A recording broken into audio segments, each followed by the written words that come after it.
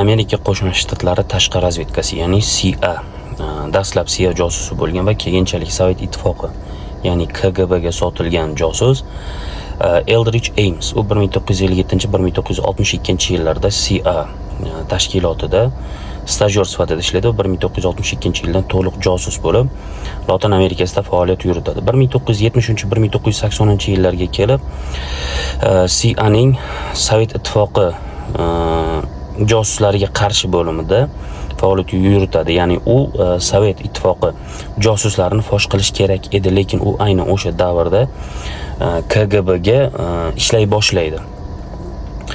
1985-yilga kelib moliyaviy muammolar bo'lib, ichkilikka berilib, ikkinchi xotini bilan kelisha olmay bosim ostida KGBga, ya'ni Sovet Ittifoqiga aloqaga chiqadi. Ya'ni menda sizlar uchun kerakli eng qimmat ma'lumotlar bor, uni sotib oling. Ya'ni pul evaziga birga ishlashni taklif qiladi.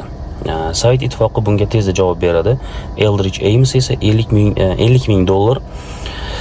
avans oladi. Bu uni moliyaviy muammolarni yaxshilashga yordam beradi va Eldridge Ames KGBga nimalar haqida ma'lumot beradi.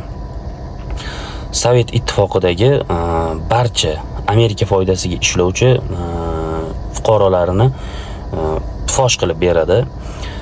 Amerika kuzatib yurgan Sovet Ittifoqi josuslarini kimligini aytadi. Sovuq urush paytidagi Amerikaning strategiyasini, radio signallarini, josus kodlarini aytadi va buning natijasida nima bo'ladi? Amerikaga ishlovchi Sovet fuqarolari qo'lga olinadi, fosh qilinadi, ko'pchiligi o'ldiriladi.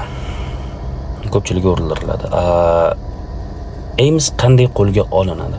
U CIAning baland nufuzli ishchisi bo'ladi, ya'ni obro'si balandroq bo'ladi, shuning uchun ham uni fosh qilish juda kech bo'ladi. 1994-yilga kelib kuzatuvlarning natijasida FBR tomonidan ishga ketayotgan paytda qo'lga olinadi. Uydan $2,5 million yaqin pul chiqadi, ya'ni qimmatbaho sovg'alar ham chiqadi. Va u qo'lga olinib, aybi tan olinadi va umrbod qamoq jazosiga hukm qilinadi va u hozirda Amerika Qo'shma Shtatlarida Pensilvaniya shtatida hali ham qamoqda.